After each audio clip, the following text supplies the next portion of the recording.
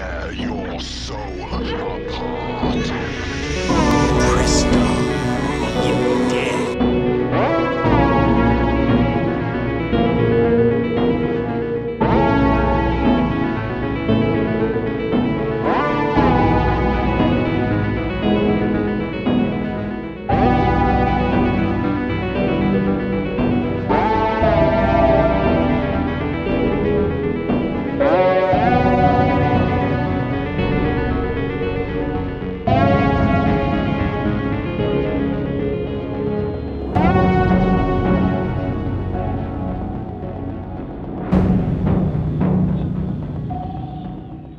Bonjour mes amis, j'espère que vous allez bien. Aujourd'hui, vidéo critique, je vais revenir sur l'excellente adaptation de King Kong de Peter Jackson de 2005, qui est pour moi la meilleure adaptation. Donc, c'est parti. I've come into possession of a map. An uncharted island. A place that was thought to exist only in myth. Wall! There's a wall ahead!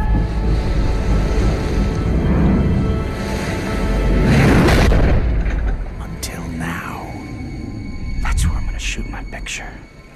You're feeling uneasy, Anne. The feeling's growing. It's washing over you. Scream, Anne! Scream for your life!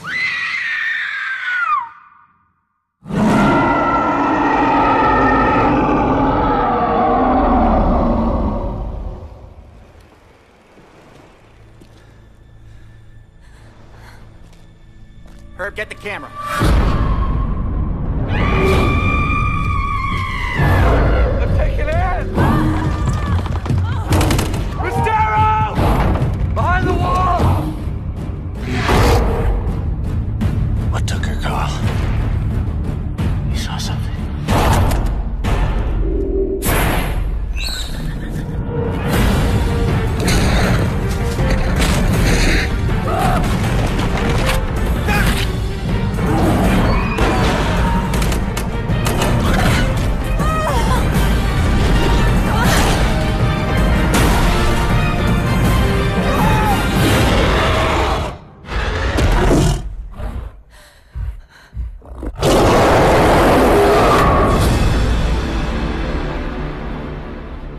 King Kong est un film réalisé en 2005 par Peter Jackson. On retrouve dans les rôles principaux Naomi Watts, Jack Black, Adrien Brody et Andy Serkis. King Kong de Peter Jackson est de loin la meilleure adaptation sur le singe géant. On a eu pas mal d'adaptations qui ont été faites auparavant, il y a eu 9 exactement, sans compter les films japonais où King Kong avait des rôles secondaires, donc on en a eu 9. On se rappelle très bien du tout première adaptation de King Kong de 1933, le chef-d'œuvre absolu en noir et blanc. On se rappelle aussi de la version de 1976 avec Jeff Bridges et Jessica Lange qui a malheureusement assez mal vieilli. Quelques années après, en 87, on a eu droit à une suite de ce film, donc de la version de 76, avec Linda Hamilton, un film très oubliable, vraiment une grosse série barre, bien pourrave. Et en 2005, Peter Jackson décide d'adapter à son tour une nouvelle version de King Kong. Et là, franchement, on pouvait pas rêver mieux qu'un réalisateur comme Peter Jackson pour nous donner une version digne de ce nom. Parce que pour moi, c'est de loin la meilleure adaptation de King Kong. Et pourtant, à cette époque, Peter Jackson venait tout juste de sortir du triomphe du Seigneur des Anneaux. Il venait aussi de sortir 2 ans de tournage. Il était épuisé physiquement et moralement. Voilà, c'était un tournage qui était long et difficile. Donc, Peter Jackson avait dit à ce moment-là qu'il ne reviendrait pas avant quelques années. Mais non, que nenni. Le bonhomme voulait absolument donner sa version de King Kong. Et faut voir la version qu'il nous a donnée. C'est un film qui est méchamment bien shooté. C'est du pur Peter Jackson, de la même qualité qu'a été la saga Le Seigneur des Anneaux. Le film est très riche en aventure, en action. On a des scènes de dramaturgie. On a un casting 3 étoiles. Le film est méchamment bien shooté. En termes d'effets spéciaux, c'est magnifique. On a des effets spéciaux de toute beauté. Là, le film va fêter ses 16 ans. Le film n'a pas pris une seule ride. Les effets spéciaux sont tip top. D'ailleurs, c'était la même boîte de d'effets spéciaux qui avait travaillé sur Le Seigneur des Anneaux. Donc il a travaillé avec la même équipe. Le film est vraiment un joyau et malheureusement quand le film est sorti au cinéma, il a essuyé quelques critiques qui étaient à mon goût un petit peu non justifiées parce que le film est vraiment très très bon. Bon, je ne vais pas vous raconter l'histoire de King Kong parce que vous la connaissez tous. Voilà, je vais plutôt m'attarder sur la réalisation, sur les effets spéciaux et aussi sur son casting 3 étoiles parce qu'il faut voir les acteurs qui jouent dans ce film.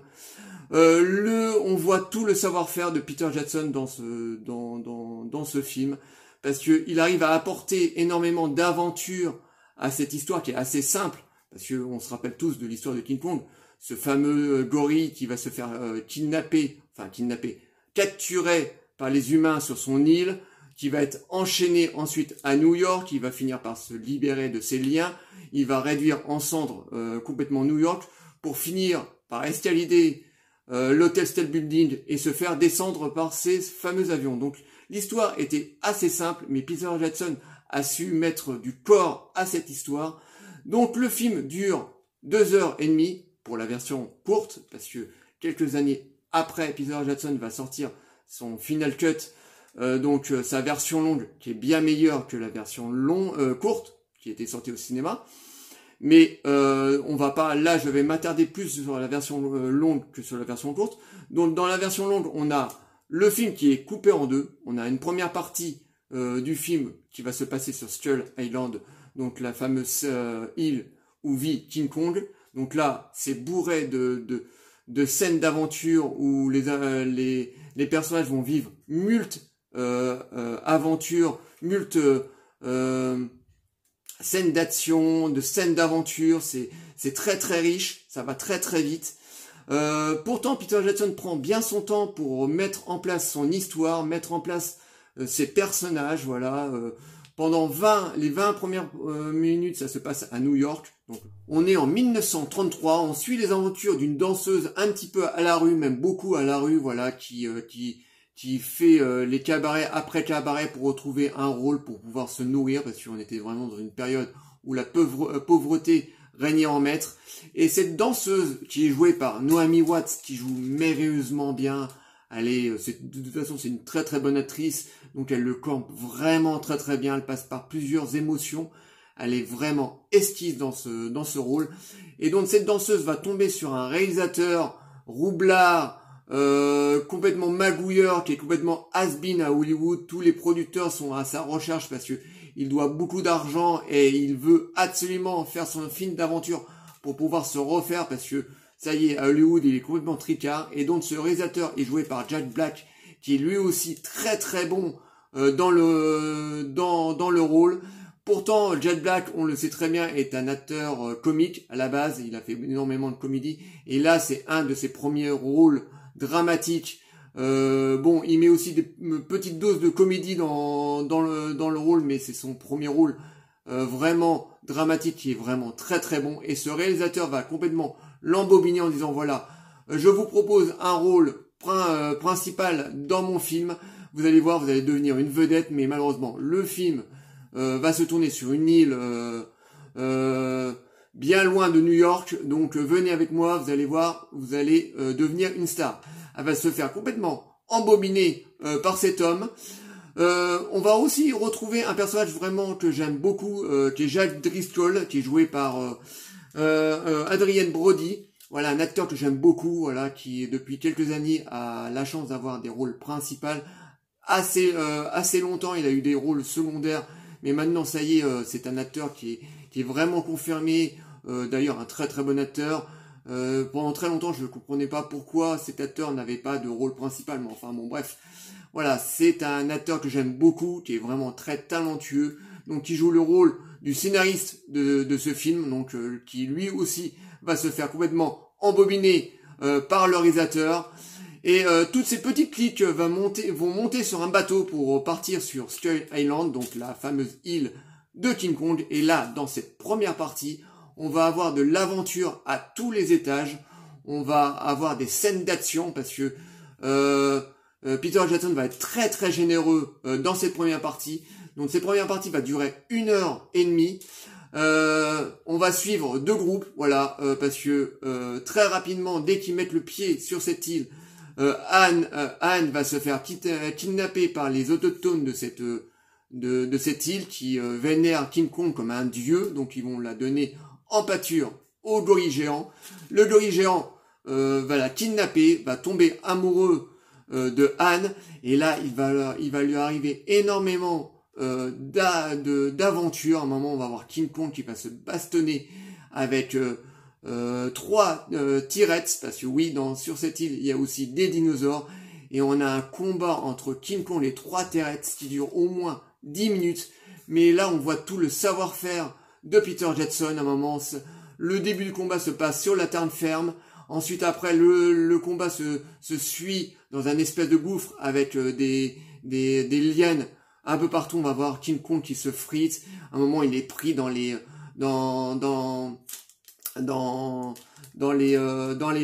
cordages, enfin dans les lianes et tout, et puis on a un combat mais dantesque de chez dantesque. On voit absolument ce qui se passe parce que c'est pas épileptique, mais on voit toute l'action, c'est super bien filmé. Et voilà, pendant 1h30 on a que de l'aventure. On va avoir aussi de l'aventure avec le deuxième groupe, donc le groupe de Driscoll. Il y a aussi comment il s'appelle le réalisateur, de Carl, donc Carl, le réalisateur joué par Jack Black, de Jack Driscoll, comme ça, qui vont partir à la recherche de Anne, parce que voilà, Driscoll tombe amoureux à un moment de Anne, donc il veut absolument la retrouver. Et eux aussi vont avoir des aventures pas possibles. À un moment, ils vont d'une part se faire attaquer par King Kong par moment, un autre part ils vont être aussi dans un gouffre où ils vont se faire attaquer par des espèces de nids d'insectes, des petits, des gros, enfin bon bref, on a 1h30 d'aventure vraiment très palpitante, où franchement ça redonne des lettres de noblesse d'ailleurs aux films d'aventure des années 60-70, comme les aventuriers de l'Arche perdue par exemple de Steven Spielberg. Donc c'est très très riche. Et dans la deuxième partie du film, où là on retrouve King Kong qui est enchaîné à New York pendant sa cérémonie, voilà, donc on retrouve les acteurs, mais là tout se passe à New York. Donc là la partie est un peu plus courte, dure à peu près 1 heure, mais attention, là on a des grosses scènes d'action, parce que bien entendu King Kong va finir par se libérer de ses liens, et là il va complètement faire exploser New York dans tous les sens. Il va commencer à s'agripper à tous les buildings, il va retourner le tramway, il va balancer des voitures, tout ça pour retrouver Anne de nouveau, parce que King Kong est vraiment tombé complètement à la renverse de Anne. Bon, elle est très très jolie, hein, Naomi Watts est une très belle femme, donc je peux comprendre le gros singe géant. Donc il va complètement tout exploser à New York pour finir par grimper sur l'Hotel State Building et se faire descendre par ces fameux avions. Donc c'est un film que j'adore, parce qu'on ne s'emmerde pas du tout. Une fois, je vous conseille la version longue qui dure 3 heures. Il rajoute à peu près 20 minutes de plus par rapport à la version courte qui était sortie au cinéma. Mais là franchement, il nous rajoute des scènes d'aventure, surtout dans la première partie.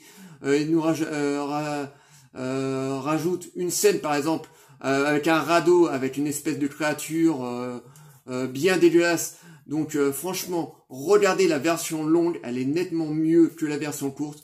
C'est un film que j'adore, je pense que vous l'avez tous vu. On a, je vous dis, un réalisateur de talent, on a des acteurs, un casting 3 étoiles, les effets spéciaux sont complètement dingues. J'adore cette version de King Kong. J'avais vu bien sûr quand j'étais plus jeune la version de 1976, mais malheureusement elle a très très mal vieilli. Je vous parle même pas de la suite qu'on a eu en 87, c'était tout pourrave avec Linda Hamilton qui venait tout juste de sortir du tout premier tournage de Terminator. Mais ce film franchement est à voir, pour moi c'est un chef-d'œuvre, c'est de loin la meilleure version de King Kong, même par rapport aux dernières versions qu'on a eues il y a pas longtemps là, Skull Island et King Kong versus Godzilla, que j'avais pas du tout aimé, que j'avais trouvé ennuyeux, trop d'action, l'histoire était toute pétée. Mais vraiment, si on devait voir une seule version de King Kong, c'est celle de Peter Jackson. Donc je ne peux que vous conseiller ce chef-d'œuvre absolu du grand Peter Jackson. Voilà. J'espère que cette petite vidéo vous aura plu. Likez, délikez, abonnez-vous. Envoyez-moi des commentaires, dites-moi ce que vous pensez de King Kong de Peter Jackson. Je vous répondrai toujours avec plaisir. Et je vous dis à très bientôt. Ciao les amis.